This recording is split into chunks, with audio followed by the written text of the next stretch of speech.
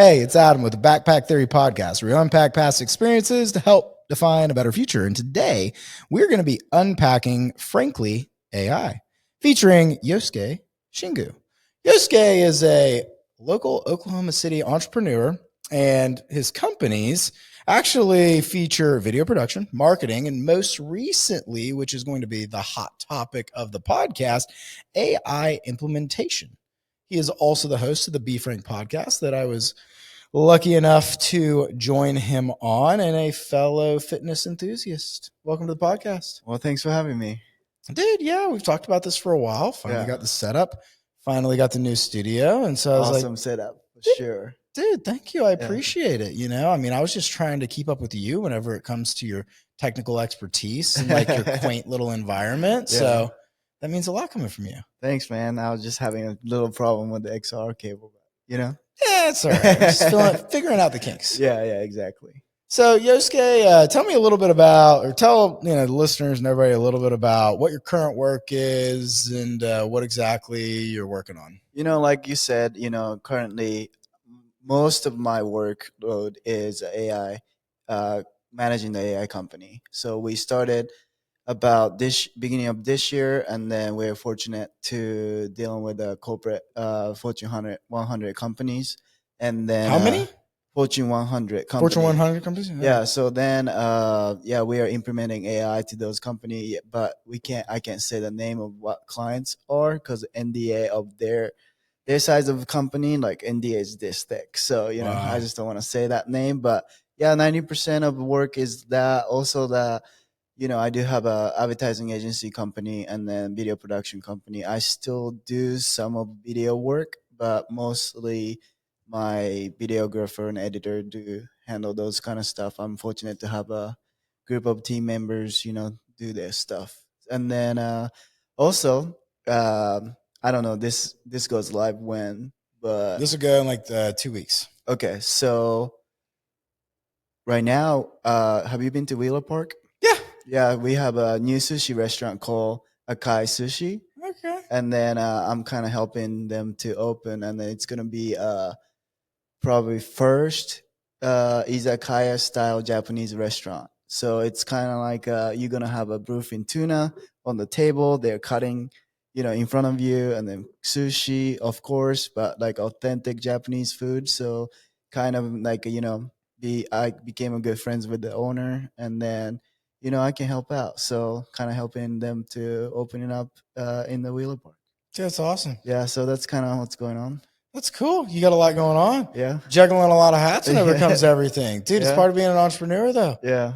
Sometimes people, dude, it's remarkable. Like whenever I went out to lunch with a guy the other day that actually used to work at Chesapeake, ended up helping Aubrey McClendon whenever he left and started American Energy Partners. And, we were sitting there talking about like what it looks like to be an entrepreneur, because he actually didn't own his own company until like he was 50. And then after he left, he was like, I actually never planned on like opening my own company. Yeah. And then I just ended up having people come to me with like problems they needed solutions for. Yeah. And I was just kind of like, and he said his answer was, well, I think I can figure that out. Yeah. And then he just started figuring out problems. Yeah. And is that kind of how you got into, doing marketing, or how did you get into being an entrepreneur? Honestly, I never thought about having a business, or even I didn't even think about videography or marketing or anything like that. Honestly, just what happened was whenever I start working in the film set, doing the video production, and then they start asking me, hey, can you do this? Can you do this? I'm like, yeah, like give me, what you can afford or whatever. And then they start paying me, So then like they start asking me a whole bunch of stuff, or like, and then I was like, well, I can't do this by myself. Okay, let's hire somebody, like a part-time 20 hours a week or whatever. And then, okay, let's just, maybe have a structure to the company. So I didn't really have a thought of having a business first. I just kind of made a business without thinking about making a business. I guess that's kind of how I started. And then now, like, building a business, it's kind of same thing, right? Because if it's a video production or advertising or AI standpoint, it's the same process, same structure, but it's a different personnel, different work stream we have to deal with. But basic of it is kind of same. So I kind of like it. I think I love how to, building something from scratch. And I love, you know, helping other team members to grow. And then if I can impact those people to have better life, but also like at the same time, they grow myself. So I just like the grind. I just like the struggle, I guess, to make sure this will work. And then whenever people say, "Hey, this is a beautiful video," this is like, "Oh, I never seen this kind of technology Right. ever," Right. and then everything is great. That's cool, dude. Yeah, Yeah. Again, like, you ran it. So you were working for a video production company. What were you doing? Because we go way back. Like you yeah, actually recorded a video for a service company I ran for 8 years, which you talked about on your podcast. yeah. I mean, like honestly, I was working for them in a way, but I was like kind of acting like a partner. Okay. It's like, "Hey, you want to shoot this?" I'm like, "Yeah, I can shoot this," and then like they're like, "Okay, we need a clients and all that stuff." So I was like, "Well, I'm gonna go get clients and all that kind of stuff." So like, I never had a mentality of working for somebody. And then when I was dealing with the people who is like trying to be say, "Hey, you're an employee" and all that kind of stuff, and then I don't really like people tell me what to do. So I was just like, "Well, I'm gonna start my own kind of deal." Yeah. So that's kind of what happened. And then honestly, I don't have a resume because I never applied for a job. That's crazy. So I'm the same way. Like, dude, I think like my first job was working at Office Depot when I was yeah, like 16. yeah, And then I think I had a job at Pizza Hut. And besides that, like, I think I filled out a job application one time yeah, to work at a restaurant. yeah, And then like I went in and I was like, this is dumb. I don't want to work here. It's way too structured. And I've never filled out a job application ever since yeah. then. That's awesome. So it doesn't make sense. And I think one thing you said that I want to pick up on, which is, you said like, I don't really like want to work for people, or I don't want to like have a boss. I kind of want to like make my own decisions, make my own path. Yeah, That comes with its own challenges, because as soon as you become the boss, you actually end up working for all the people that work for you in a roundabout way, because you have yeah, to supervise them and task them. yeah. How do you deal with that as an entrepreneur whenever it comes to growing, especially in like 3 different industries at the same time? I think the most, that's like a rewarding and the most problem at the same time, right? Because like you have to deal with that people. But honestly, I was speaking at the college the other day, I think 2 days ago. Mhm. And then they're saying like, how do you deal with most conflict comes from my team members and also clients or whatever. But like end of the day, you have to hold the responsibility myself, because like honestly, like the biggest problem I had was like whenever I was having a great success as a revenue wise, right, in about 2020 or something. And then like we were making so much money, we're hiring so many people, like I don't know how many employees we had at that point, like 20 something. And Wow. then like we grow, like before that we only had like 5 or 8 employees or something like that. And then we just rapidly grow, and then we're making good revenue and all that kind of stuff. But I felt like everybody hated me at that point, Mm. because like it was like no structure whatsoever. We're just running around getting stuff done. And then I remember that time I broke up with my ex, and then she took like whole furniture or whatever. I remember like vividly. Like I went home, no furniture in my house, and I sit down, and then I was like, I felt alone because I was doing business by myself. I have a business partner, but I just felt like nobody liked me. So I called my mentor, or like business associate. Like he owns another advertising agency, and I called him, said, "Hey, I'm having this problem. I don't feel like everybody appreciate, or everybody don't like me, and I'm not sure what I'm doing wrong." And then he says, like, "Yosuke, you're doing fantastic. You're doing a great job." I'm like, "Well, I don't need to hear that stuff today. Like, I'm asking for advice." And Mm. then he told me that you deserve your employee. I think that's the best line I was told as advice. And then they were like, it hit me. You're the one hire those people. You're the one have a structure. You're the one train those people. You're the one pay those people. You're the one give them direction. So either they hate you or they don't do the good job, or they do the good job. You deserve your employee. That's what he said. So it was kind of straight to my head. It came to straight to my head, and I just you know cried a lot that day. And then I was Mm. like, I had to change what I do for my employees and team and everybody. So I don't know what was question you asked, but like I think that that's kind of how my mentality goes every time. Is like, whoever I'm dealing with, this is my responsibility, and that it's good or bad, it is solely my responsibility. So it comes good and bad, but if it's success, it's great. But if it's fail, I'll just figure it out. See, that's the side of, my question was basically what comes to, whenever you want to be your own boss, you want to, be the guy and you don't Yeah, want to work for anybody. yeah, The challenge of actually you start working for your employees or after serving your employees, which yeah, is really what you spoke to. Cause that's yeah. the side of entrepreneurship. A lot of people, especially like, you can be a solopreneur and you can get so far. Like I just finished reading The 4 Hour Work Week. Have you ever read Mm, that book?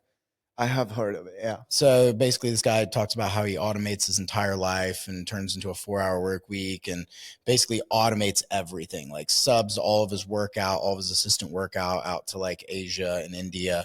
And like just has this crazy system to where like he's like an individual business with like no employees. yeah, But whenever most people, most industries like require, if you want to grow, to actually start hiring employees. yeah, And whenever you hire employees, you're either hiring a solution or you're hiring a problem, like one of the two.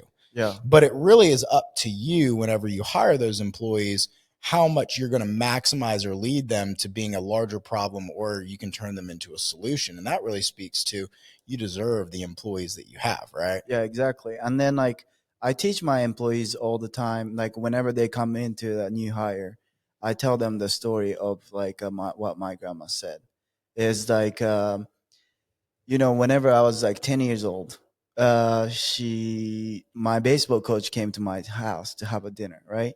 And then he was smoking cigarette, and then my grandma said, "Hey, bring an ashtray." So I was like, okay. I brought the ashtray to my grandma. She's a sweet lady. And she's like, where's the matches? She's like, how does he gonna smoke cigarette without matches? And I was like, well, grandma, you didn't ask for the matches. Hmm. And then, but like, he is about to smoke. So he needs a lighter or like a light to lit up the cigarette. So think about, he needs that, right? Right. So that kind of stuck in my head all the time of like, okay, if somebody asks me something, I should think about what else they need. So my employees taught in that philosophy of like bring me matches. Right. So every time I ask them to say, hey, change this color, or even video or AI or whatever, like, hey, we need to make this stuff, but we need a lot more stuff. But every person who is in our team can think about what other people need. Every people think about what clients needs more than what they ask for. We deliver more than what they ask for. So they never be mad. You know what I mean? And then also it's more efficient that way because we don't have to tell every single things that we need to get from them. So it's about the philosophy rather than um, policy and all that kind of stuff. I think Right. I focus on more of the philosophy, more of how they think first. Because if they think the way you know how I think it's gonna be better, then whenever system is in place, they can do a lot more than what system says. Right. So I think that's kind of what I focus on, how to develop the people, and then that's why I think I get personal with them, talk about my stories, and then also like I hear about their stories and how they grow up and all that kind of stuff to figure out what they need and what they want to do or what their goals are. Because of a lot of people say, I don't know, 4 hours work week and all that kind of stuff is important, but my thing is like I just want to make other people better, Mm. and I want to be better. So why don't you take a time to get to know somebody? Why don't you take a time to do something? You know what I mean?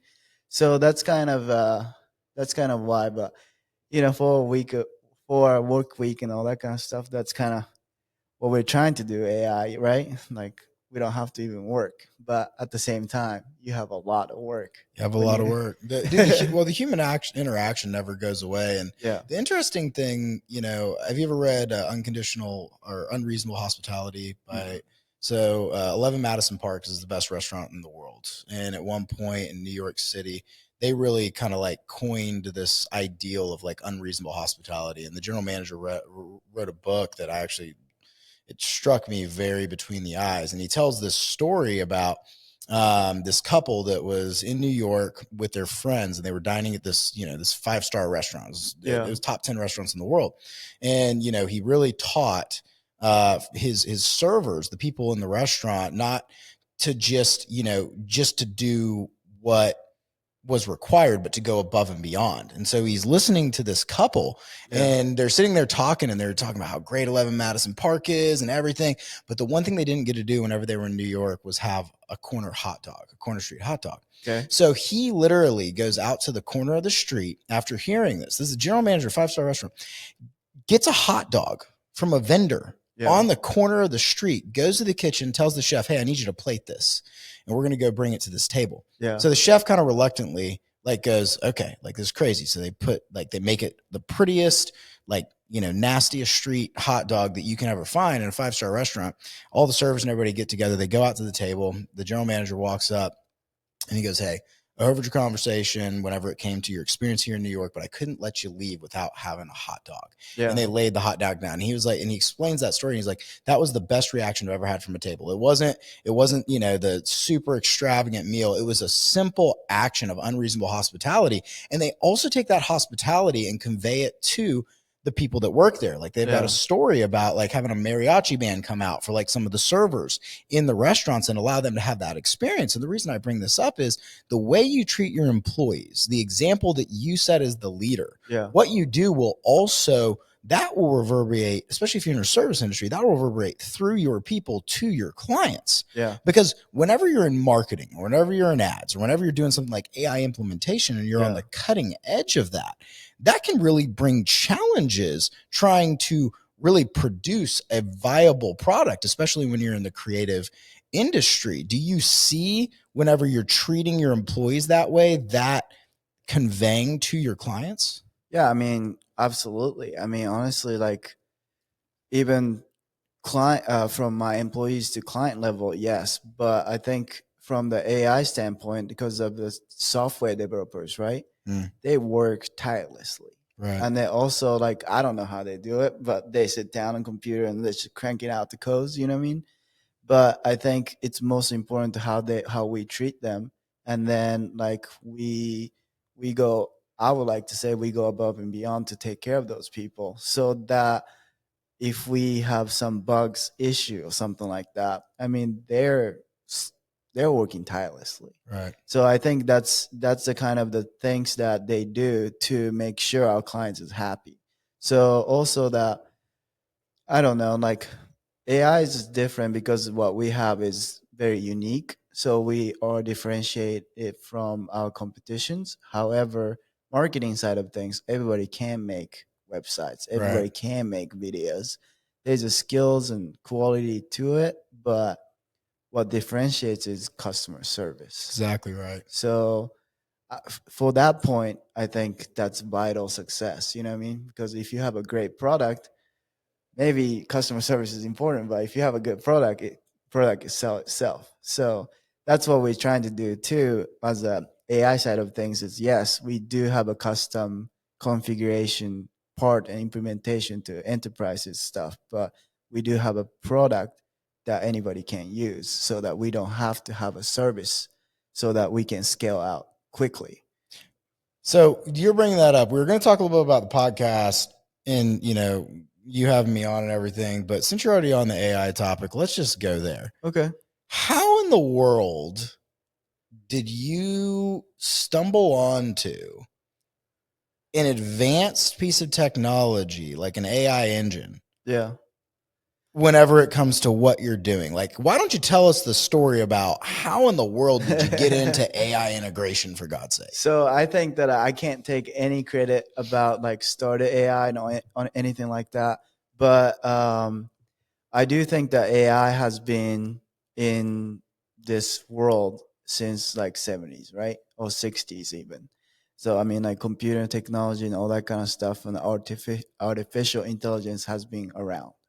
But let's go back from 5 years, 4 years, and then kind of Dalai Lama or whatever, like AI generated images, like start doing the beta testing. So my business partner showed me, said, hey, this is artificial intelligence doing this. Say, can you prompt it out to say elephants on the basketball? And then that image generates. I was like, damn, this is fascinating. Wow. And then like I was like, that was like a yeah, 5 years ago, something like that. Then me and my partners start talking about we're at risk of losing jobs because we have video production company, marketing agencies, which is like PPC, SEO, branding, graphic designs, and all kinds of stuff, right? Digital marketing. This AI can replace us. So we start talking about before we get replaced, why don't we replace them? So that's kind of thoughts we had, right? And then we're working on a couple of different clients and all that kind of stuff. We're kind of slowly thinking about what kind of structure, what kind of the developer we need, and then what kind of money to raise money to build this kind of software. And then luckily, I get a phone call like last year, and then my business partner, Julian, right now, he called me, said, hey, Yosuke, long time no talk. Because I know him. I've known him probably like 8 or 9 years or something like that. He said, hey, I'm working on this AI technology and all kind of stuff. So I'm not very like technology savvy. So like, okay, this is JC's deal because my other business partner. And then why don't you come down? And then he came to our office, start talking, and then I'm looking at JC, say, shit, this is what we wanted to build. So we're like, okay. We didn't say like we're interested in all that kind of stuff that moment. I was like, well, this is great. Let's talk about it later. And then like me and JC looked at it after Julian walked out in the room. I'm like, damn, this is it. This is the things we wanted. And then it just like, I guess paid off in a way because I think that going back to relational capital or like a being good with people, I think keeping the relationship so somebody will think of us, somebody thought Julian thought about me, then I got a phone call. So I'm very grateful that I got that phone call. And then we saw the opportunity because we knew that's needed and then that's what we wanted to do. So that's kind of like we're looking for some treasure in island. It's just like, hey, just open it. And then so like it just came to us. So I guess that's how we got into actual starting AI company. That's remarkable. So you actually had like looked at it as a proactive solution Yeah. because you saw the fact that technology was going in a direction. So you became proactive. You started researching and looking at what does the future look like with this technology. Yeah. And then you basically prepared yourself for it. And the next thing you know, it ends up manifesting in your life, which is quite remarkable to say the least. But also like I think that what we have right now is the more than what we imagined. So speaking of which, so you keep on talking about everything it could do. At first, whenever you're describing at it, you're looking at how it can replace SEO and how it can do these things, which is basically in the marketing realm. But it's my understanding that your product in relation to what you're providing is much more in depth than that. Why don't you give us a very high level description of what exactly it is that your product provides? Well, I don't know, it's high level or not, but like I guess I can explain it this way. So let's say I don't like the word replace on the SEO side of things because still to the day we have to have somebody has to do it, right? Okay. So SEO side of things, you have to do competitor analysis, SERP analysis, and all kinds of analysis with a different kind of platform. And then Google has an algorithm, right? And then so you have to take that data and then you have to make sure that you're making a content, you have to write the content, and then you put search meta descriptions and image optimizations and all kinds of stuff, right? Okay. So my employees takes one employee does SEO, and then one client will take her to do it about 25 hours to 30 hours of work for one particular client to actually do it right. Okay. But from using our technology and our software, she can do it for 2 hours. So it is not replacing her, but like we are empowering her to do making better decision, and then also work more efficiently, and then make sure working it right. And then another thing is that too, making sure what she is doing or what's going on with that software is right. Because a lot of the system currently, so for example, you do training, right? You do training and then you train people. But if you don't have the data afterwards, you don't even know if that training actually worked. How do you know the training efficacy? So, same thing about the SEO. How do you know you're doing good SEO?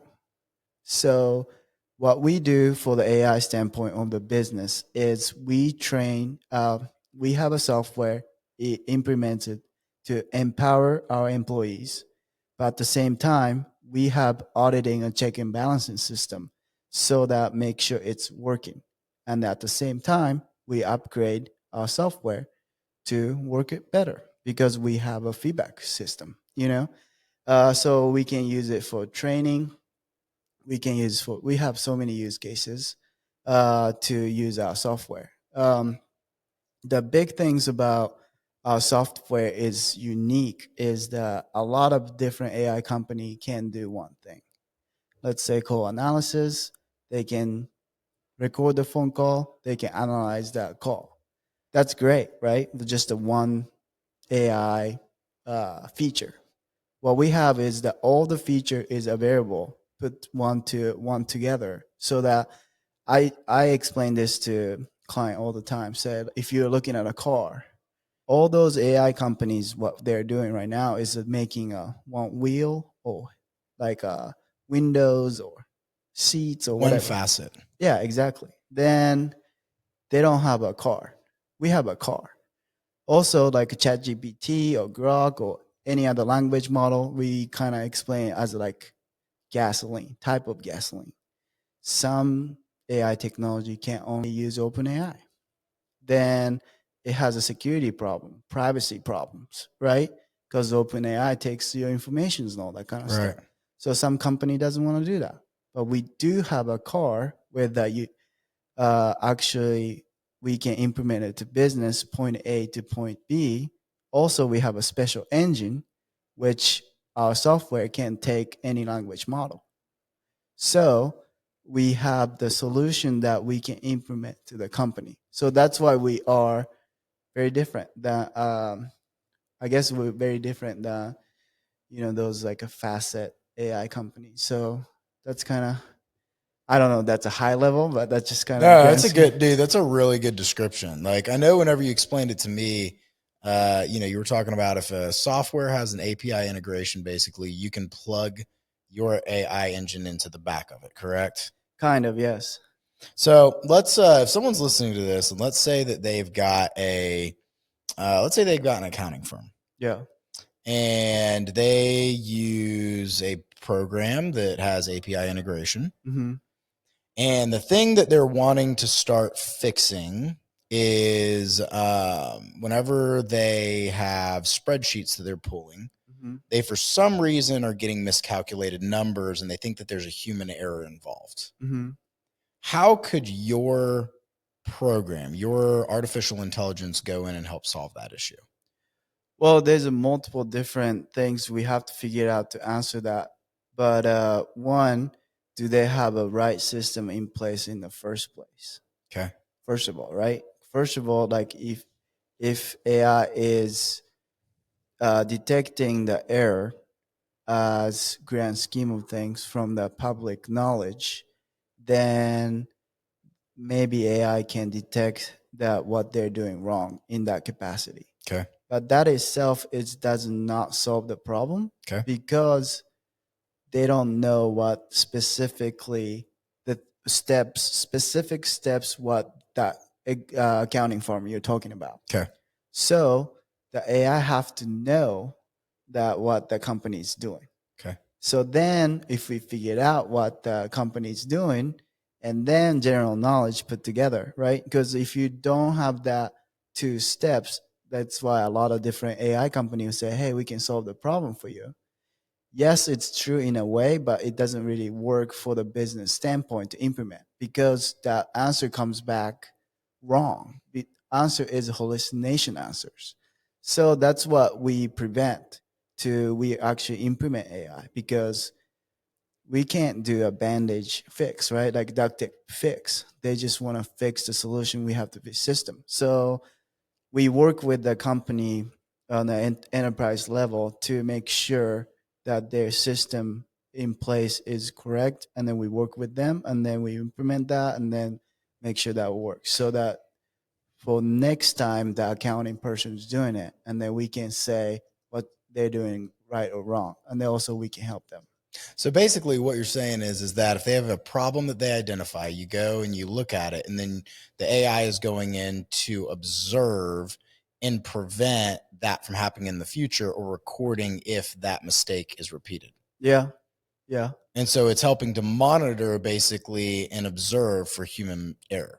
Yeah, I mean, if we already have that data first. But you have to have that data first. Yeah. You have to have a data set to start from. Because I think a lot of people like look at AI and they're like, well, it's going in and figuring it out. No, like you have to feed it data. Like even like whenever it comes like Chat GPT or whenever it comes to Copilot, like I'm on a tablet right now and I could go in here and I could go to Copilot and I could say, hey, I want you to create an image, which is DALL-E 3 or DALL-E 3. Is it DALL-E 3? DALL-E 3 or 4, whatever it is. And I could say, hey, I want you to create an image based off of this, and this. You have to be very, very, very, very, very good at prompts to actually get something somewhat accurate. I think a lot of people are just like, well, I just go plug something in. No, like you have to feed it a lot of very accurate information in order for it to actually generate whatever image or whatever policy or whatever you're trying to create. Yeah, I think that's a very good point too. And then honestly, that's kind of another differentiator for us is that even though they don't have the data, we can capture the data. Right. So like it's just a client's expectation management, right? Right. Because hey, we can solve everything, but step by step. Because AI is AI, but like like you can't just replace humans. Yeah. You know what I mean? So like, and I think that's the big fear that's out there right now, right? Like, well, this technology is going to replace humans. It's going to basically affect human intelligence. It's going to make us dumber. mm-hmm. Do you see there being any validity to it actually diminishing like human intelligence, or do you see it enhancing human intelligence? I see both ways. Okay. So first question is if AI will make people dumber. Yeah. I think certainly true. Okay. Because if you are going to school, just normal, right? And then they have to take a test, right? And then if it's online class, and then if you can use ChatGPT, they have no reason to learn, right? So comparing that just one aspect of life, if you're talking about intelligence as a school grade, then maybe your AI is making people dumber. But at the same time, how do you define intelligence, right? So like how do you define intelligence? So I think intelligence is someone that can look at a set of circumstances and figure out how to navigate those things based off of whatever previous experience they've had, and then also understanding how to apply whatever data they have to that experience to solve the issue. So like let's say 100 years ago, right? Okay. We maybe like we had Excel, but let's say go back to the time that we didn't have Excel. Stone Ages. Right. Then yeah, so then like those people who are doing mathematicians and all that kind of stuff, right? And it's trying to figure out ROI for the companies and all that kind of stuff. And then now we have a technology of the Excel. So you can just equal sum, average, or a whole bunch of regression analysis and all that kind of stuff, right? And then, but I think the knowledge of the math to figure out the problem, who do you think would be more intelligent? Stone Age people or the people who can use Excel? Yeah, that's an excellent point, because the person that has to use Excel actually could potentially have to have more knowledge and more understanding of how to interact with technology, correct? Yeah. So like that's kind of what my point is. That I think a lot of people look at AI, replacing AI, people gets dumber. I think they're just looking at a one-to-one comparison. So I don't think you can answer it in simplified yes or no questions because of it's just not fair. You know what I Right. mean? So I think that what I like to say, what we built AI software is to expand proximal zone of development. So to easy to explain this is, have you been to a wine and painting? Yeah, wine and palette or Wine whatever and it is. I don't palette. drink anymore, but yeah, I know what you're talking. Okay, Yeah. so you go drink wine and you paint, and you have a teacher how to show you how to paint. And then when you go there, you you're feeling good, right? And then you're painting it, and then they give you exactly how you have to paint. Right. And then you have the finished painting, and then you think that you're Picasso or something Right. because you're amazing, Right. right? Right. So you go home, maybe you're drinking wine too again, and then you try to paint something different, and then probably that looks like shit, right? Yeah. That's a proximal zone of development. So Interesting. you know this much, but if you have some help, your development goes a lot further than what you're capable current moment. But if you have assistant, you can do a lot more. And then there's a development zone because you can't do with help.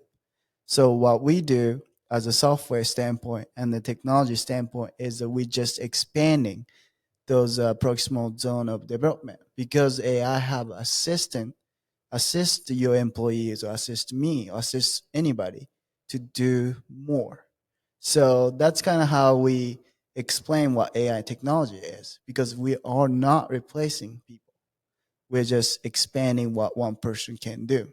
So it's up to businesses to to cut the labor costs or whatever. But if you can do more, if you can make more money, then you probably create more jobs to do other people to do. But also you need to have, okay, AI didn't exist to use AI technology and to make sure cybersecurity and all that kind of stuff, right?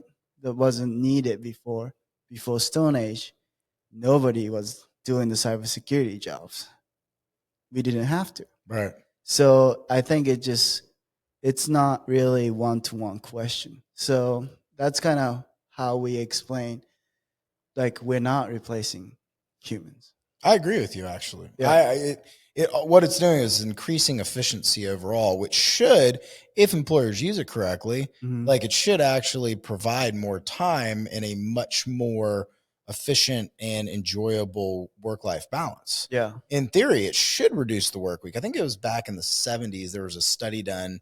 Actually, it was earlier than that. It was like the 50s, right? Whenever Yeah. technology first started coming out, they like predicted that like the work week was going to go down whenever technology came out, from like this 8-hour work week to like people were going to be working 3 days a week and everything else. And all that's happened is basically people have worked more and more and more. Yeah. Now that's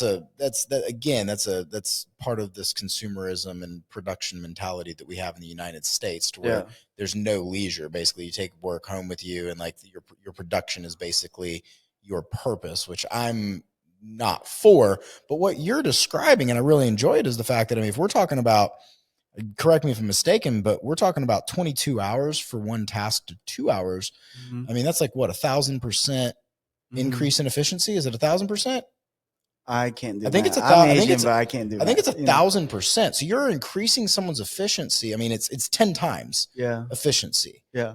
And so like that's a remarkable, Yeah. remarkable feat Yeah. to be able to accomplish. And I mean, if that's integrated correctly, that really transforms everything from humanity. Because like I have people that, yes, you're right, I do coaching. Yes, sure, like, that's what I do. I go into organizations, I work with people one-on-one. Yeah. And that's one of my biggest things, is maximizing efficiency. And I use AI technology to basically go, like, someone's like, man, like I need to write this policy and procedure, or I need to figure out how to discipline this person, or I just need an idea. And I'm just like, dude, like, here, let me show you something. I'll go into Copilot and I'll say, hey, will you go and look at this website? Will you go look at this website? Will you go look at this website and tell me and kind of bring me an overall idea of what exactly a policy and procedure could look in relation to what this matter is? It spits it out. And I'm like, okay, so here is a framework for you to work from. Yeah. Now you need to go in as a human and basically adapt it based off of what your environment is. Yeah. That's increased productivity, and that actually decreases human error. And if utilized correctly, could potentially team up to increase human intelligence and also just our production whenever it comes from, from a growth perspective as a human. I think that's kind of what you're speaking to, and that's what you're passionate about, correct? Yeah, I think that's funny you said it. Like you're saying, like, hey, if you want to write the SOP and then go to this website, and then do Copilot, whatever. That's where we come in. Is you don't have to even do that to go to different website. They will already know who you are. Then if you just say that, it will happen. So that's kind of the difference of what we have on Copilot or whatever. It's because it's built in. The prompts are already built in based off of context free. Because you go in, because you go in and basically build a custom assistant for each company, or that is one option, correct? Yes. Because that's basically what you're saying. What is it called again? Bloombox. Boombox, right? Yeah. So how many like Bloombox? Yeah, it's going to bloom the business. Yeah. Increase efficiency. I love that. Yeah. How did you? So whenever it comes to Bloombox, like, whenever you started, like, what was your ultimate goal with the project? I know you said efficiency and all of that, but like, where do you see that project going over the next 5 years? Well, hopefully next 5 years. I think that my goal is to give people personal assistant, like a therapy session to the whole world for free. That's the things I want to do because of the AI technology. And then I think I'm big onto mental health. So yes, it's great to solve the problem for people, for employee and a business standpoint, enterprise and all that kind of stuff. I think that comes with cost, right? And then we can acquire those, I guess, revenue. Right. And then after that, I would love to have, because of that software we have and technology, that we would like to offer people can go to that website, say Bloombox Therapy or something. And and I want to touch on that. That was actually, where we were going on this. Because when I was on your podcast, the Be Frank podcast, which I really, really enjoyed being on there, it was an honor being a guest. Dude, it was awesome. Yeah. One of the big things that touched me was, you made a statement, which was, one of your goals was to help solve world mental health issues through using this platform, because there is, we have a massive epidemic right now whenever it comes to interhuman connection, to where people are not connected. People are very disassociated whenever it comes to reality, and we're very disassociated whenever it comes to interhuman connection. And that really struck a very close note with me, as you know, since I'm a big mental health advocate. Why don't you tell us a little bit about why you gained that passion so strongly? Why that's a long-term goal for you? Honestly, I was the kind of guy that mental health is not real. I grew up that way, and then people goes to therapy and all that kind of stuff is kind of weak. That's kind of how I grew up.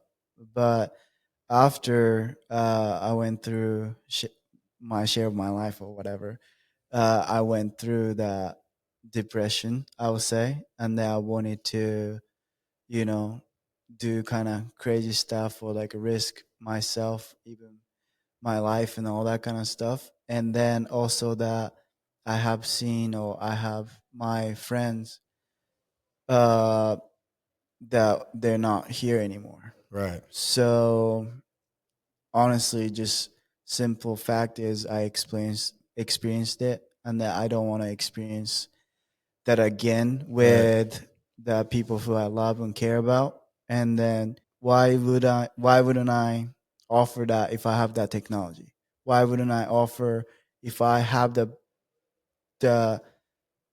some sort of a help or problem, like a solution to actually help even 1%? Why wouldn't I work towards that to society or humanity?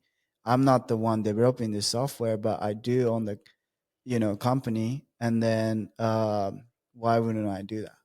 So that's just a big part of it, and I think that just comes down to my it's motivates me and have a purpose for me to stay up late or doing whatever, and then some human resources problem or whatsoever, or like some stuff happens, not everything goes right or easy, but those nighttime, like, I'm doing this not just for me, I'm just this is for real, like I can't make this happen if we do this right.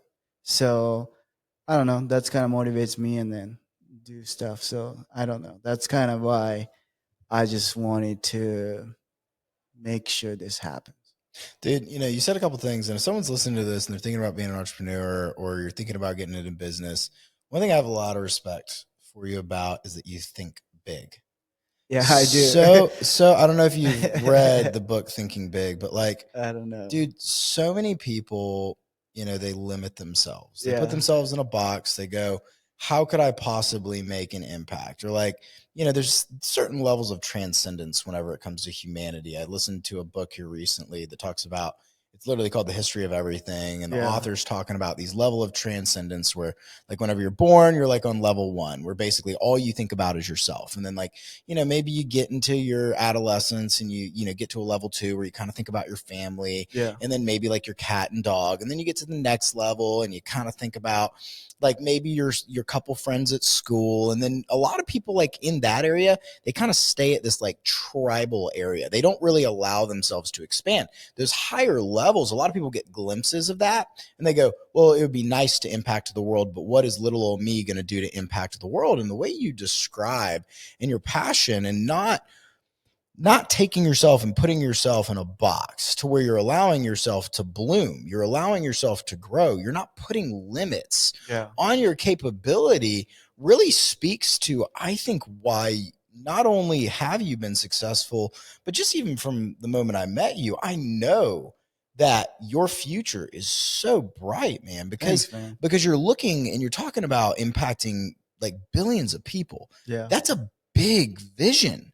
I know that's kind of crazy for other people to think about, and then sometimes I talk about it, and I know for a fact a lot of people think that I'm talking big, thinking big, right? But like I've always been that way. I told my friend in Japan, say I'm going to United States, be a movie director, or like I'm gonna go learn English. They look at me different. Like they told me like last year I went back because before that I haven't been back to Japan for like 11 years. And then my buddies in Japan told me that whenever you went to US, we thought you will come back within a year to give up on your dream. And then they said they were seeing me how I'm doing stuff in social medias and all that kind of stuff. They told me that they're proud of me. That meant a lot to me because people doubted me, but also like a lot of people throughout the year, I kind of liked people doubt me. That's why I kind of talk big game sometimes. So let's see what happens. You know what I mean? I have a underdog mentality. Also, like I like what we're doing. Also, like we started from $0. So I think it's kind of cool that think about it. I believe I know a lot of people don't like Conor McGregor, Right. but like what I like about him is he's crazy and he think big, but he actually say stuff and then it sometimes happens. So, either love him or hate him, I do respect that he has the balls to say it. So I think it's simply if you can think about it, if you can see it, if you can speak confidently, all you have to do is just do it because you know what to do because of those kind of things. Like let's say doing the mental health, provide a mental health to the whole world, right? But there is step one, there is step two, there's step three. Maybe there's thousands of steps, but I can see those steps. So all I have to do today and tomorrow, it's clear to me what I have to do. So I'm talking I don't know if this will happen in 5 years or not, but hope so. You know, why wouldn't I try to do it in 5 years? If it takes 10 years, it's all good. So that's kind of my mentality is if I can talk about it, if I'm actually doing about it, I do like to surround myself with people like actually don't hate on those kind of stuff. Luckily my team believes in it, and then my business partners believes in it. And the people who I love, people who surround me with me, is they have no doubt. So I mean, honestly, like my employees thought about we're doing AI and all that kind of stuff, and then I told them like we all gonna be rich someday. We all gonna be doing this and this and that. And then I think some of them like, oh, Yosuke is talking about big things, but like I think they see it now, and they told me that like we can't believe what's going on in this in this company right now, and they're happy about it. So I think it's just like you just have to say it, back it up. If you make a mistake and then if you fail, then say, hey, didn't work out. It's not a big deal because you tried, because I would rather just try than just not do it. So I don't know. People might say, think about it, but I just like living my life this way. So that's kind of how I do Dude, I love it, man. things. You said a couple things that I want to hit on. Number one, who you surround yourself with is so important. Yeah. Whether it's entrepreneur or wherever you're at, like if you're surrounding yourself with people Yeah. that aren't going to believe in your vision and they aren't going to at least support where you want to go, Yeah. and they aren't going to let your thoughts run wild, and they aren't people that like they dream big too. Yeah. If that's where you want to go, you got to surround yourself with those people. And you also have to realize the fact that like they might not even have as big a vision as you, but like you just have to keep that vision going. You have to leave that in your mind. And sometimes that ends up actually motivating them to even have a bigger vision as well. But I would like to say though, my business partners have bigger vision than me. Wow. Like also like a developer who made this software, but also the lead developer of this company. Like so, we're third, right? Right. So then that guy has a crazy vision. Like I don't even understand what he's trying to say, but like he got that crazy vision. I have my dream of what I want to do, and then JC has a different vision of how we gonna help business and how we gonna change the world and different kind of things. We all have a big vision, but I think most like thankfully what we do align some point.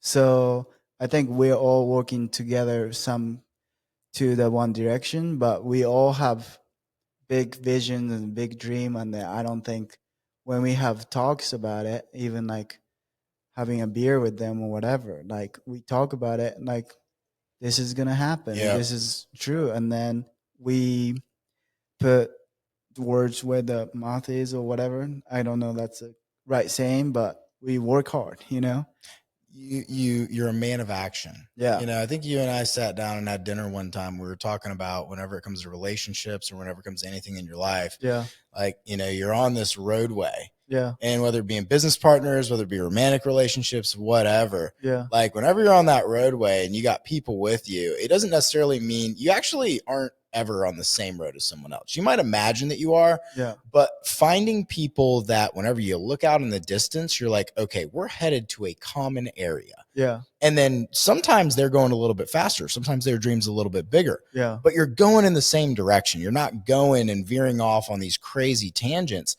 That's also a very important thing, is like Yeah. knowing that your visions are aligned. Yeah. Did y'all have a conversation before launching the company about where you wanted that vision to go? Yeah, I think that's what John JC does very good job about, because I'm very like tomorrow kind of guy. Right. He's kind of like 10 years kind of Right. guy. And then Julian is like technology kind of guy, Right. right? I mean, I have weaknesses and strength, and then we all have a weakness and strength.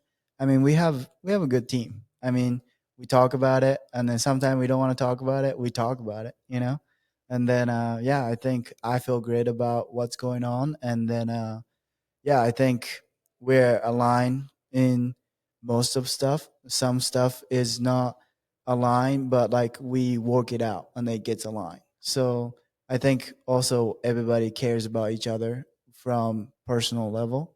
So I think we helping each other out. So that's why I think we can work hard to even like we have to, have a lack of sleep sometime or whatever. But we all have the same common goal. And then it's just I can't wait to, you know, give back to my employees of what they're doing right now because they're working so hard. And then right now what they're seeing is not raises or anything like that right now, current moment. But I appreciate so much about they're just working hard just because of what we say. So they see some stuff, but I can't wait to have that to be like tangible. Yeah. You have such a servant heart, dude. That's, it's really just, I love seeing people that have a servanthood attitude, even whenever it comes to the way you talk about your employees, you talk about your partners. I think God's got such a cool plan for your life. Like, Oh. dude, I'm serious. Like, I'm dead serious. Like, sitting around and sitting in your podcast studio and talking to you, like, I love interviewing people. I love it, but you just got a spirit about you, and you've got a belief and a faith. You've got a faith that is just so, I mean, dude, it's infectious. Like, that amount of belief, that amount of just knowing that it's going to happen. Like, from a neurological perspective, like that's a really, I mean, dude, there's a lot of scientific evidence that's actually come out that based off of what you're describing that really underpins the effectiveness of basically telling yourself over and over and over again, these things are going to happen. And then they start happening and it takes action. A lot of people, I had a meeting with a guy the other day and we were talking about, action. Like, dude, there's a lot of people that have a lot of knowledge. There's a lot of knowledge out there right now. Yeah. But I don't have knowledge. But well, a lot of people have knowledge and a lot of people know a lot, but they don't implement. Yeah. You're an implementer. Yeah. You're constantly implementing. You're constantly improving your fitness life, your podcast. Like every time I run into you, like there's something new. And I appreciate that so immensely, man, because there's just not a lot of people out there that you meet that just have that kind of infectious motivation to get better every single day. Yeah. I mean, you only live once, right? You only live once. Yeah. You just want to do whatever.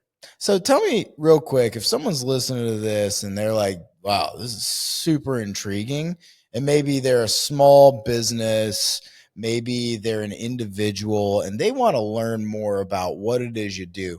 What kind of two-part question? One, what kind of businesses would pair best with you? And then two, how could people get in contact with you? I mean, honestly, I don't know. Like, if you have employees, but also if you don't have employees. So, I mean, like anybody, honestly. Like, right now, I think, home service company would be easiest to implement because it's very easy from the marketing standpoint. Also, like, a procedure standpoint to analyze and getting trained on and all that kind of stuff. So those are probably easiest for us to implement. But I mean, we work with variety of different industries, and then we have not yet met organizations that we can't solve the problem for. And then also like everybody needs a video, everybody needs website, right? So I mean, you can you can reach out to me. I don't know.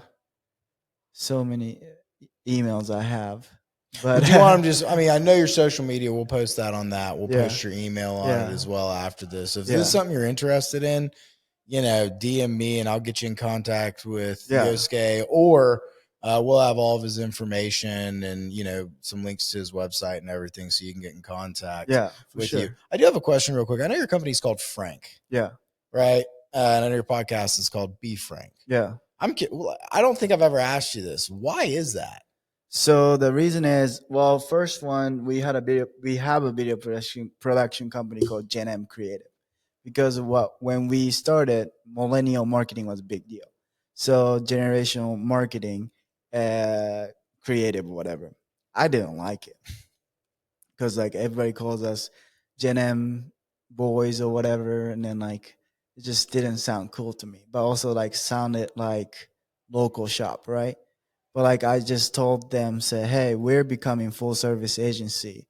We want to make some good brand, but also like a well known name that we can just be proud of. Right. And then we had a like whole bunch of meetings about what company is going to be. And then we're like doing the brainstorm session. Like one thing was like, I don't know, strawberry bacon or something. I was like, man, I remember that like one of my assistants called me, say, hey, the next company name might be like a strawberry bacon or something. I'm like, I'll be right back. And then I went back. And then like end of the day, they just say me and JC should decide the company name is gonna be. Like not like what our employees thinks. And then me and him sit down, say, we just wanna say one word, what we believe the most. And then I believe honesty is the most important thing. So I Google honesty synonym. It says Frank. It just came to me, right? It's just like, this will work. It's a one word. It's kind of name, but also has a meaning to it. Frank, and then period. So that's what we decide to go for, and then I think a lot of people afterwards, like we've been always doing this. I'm always like straight shooter to a lot of people, say this is right, this is good, or this is bad.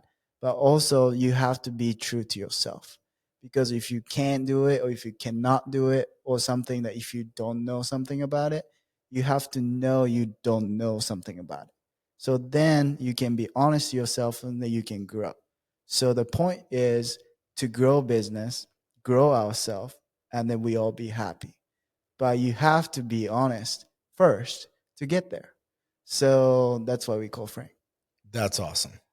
Yeah, I think, dude. And the other thing is, people know, dude. They don't know, like, if you're being just like, they won't necessarily like tell you like at first or whatever, but if you're being dishonest, or if you're trying to like dissuade someone or telling them to do something that's not in their best interest just to make a quick dollar, people know. And over time you break down relationships. And I think especially that's so important whenever it comes to, a new technology like AI, which you're mastering, like being frank about it Yeah. and talking about it and being honest about the way that it feels. I think that's so imperative, dude. In a world today of disinformation and people saying a bunch of stuff online that's just not accurate whatsoever. And so really honoring your promises, that really encourages me, especially someone that's here locally in Oklahoma City. And if you're local in Oklahoma City, you have a service company, you got an accounting firm, whatever, I would strongly encourage you to not shy away from AI. Like, embrace it, look into it.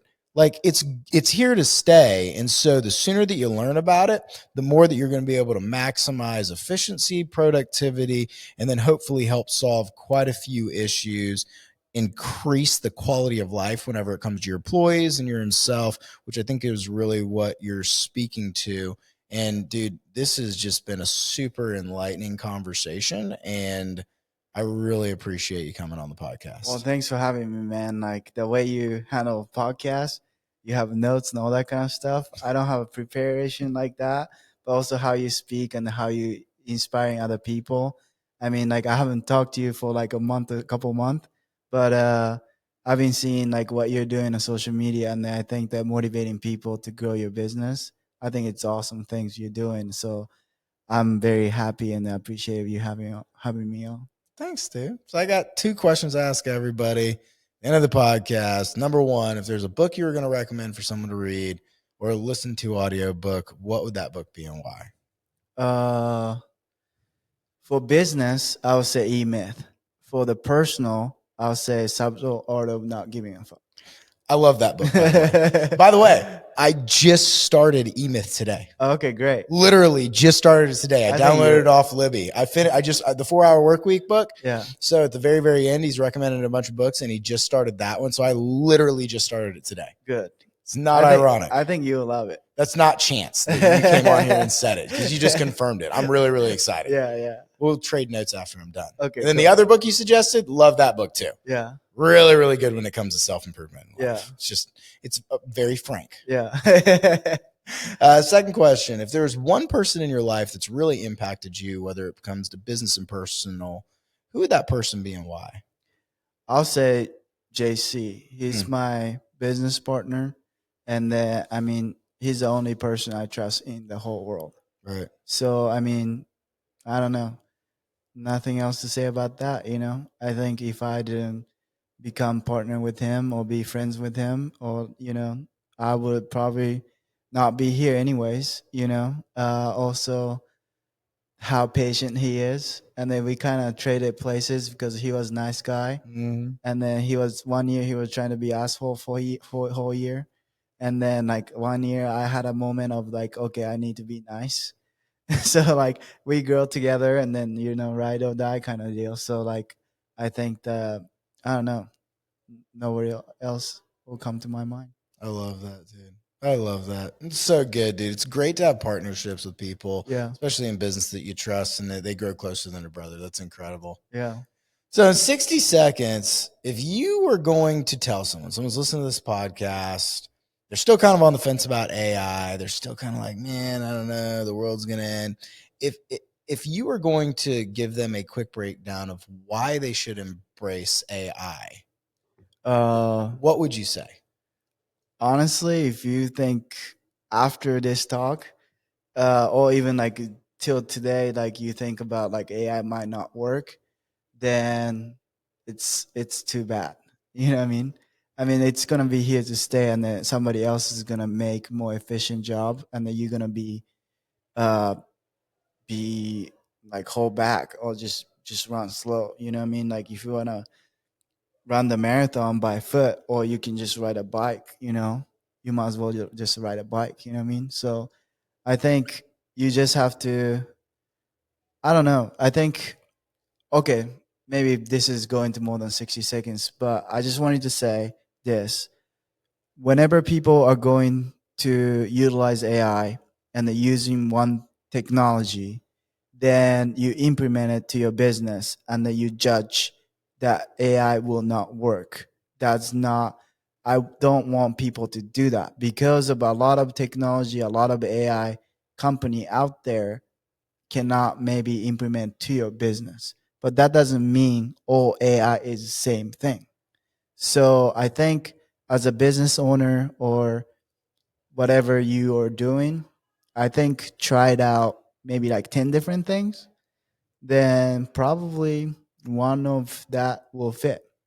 But if you want to implement a whole thing, they should use me. But either way, I think the AI is a good thing for the world. AI is good for the, I think it's just a new technology, and then it's gonna happen. So I don't know if you guys are using flip phone. I like iPhones. So I don't know what else to say about people have a doubt in AI. If they have a doubt in AI, I would like to talk to people who is interested in AI. I don't have time to explain how AI is important. It's good. It's true. It's very, very frank. Yeah. Henceforth, the name Frank. Yeah. Well, Yosuke, thanks for coming on the podcast, man. I appreciate your transparency, your candor. I think you're going to go solve the world mental health crisis that we have right now. I believe in you, dude. There's no reason why you can't do it. I'm going to keep on rooting you on every single day while you work towards that. And you're a great dude. You're a massive blessing to Oklahoma City, and I cannot wait to see the impact you have on the world. Thank you so much. Dude, you're welcome. Well, that I'm on the Backpack Theory podcast. Until next time, thanks for tuning in.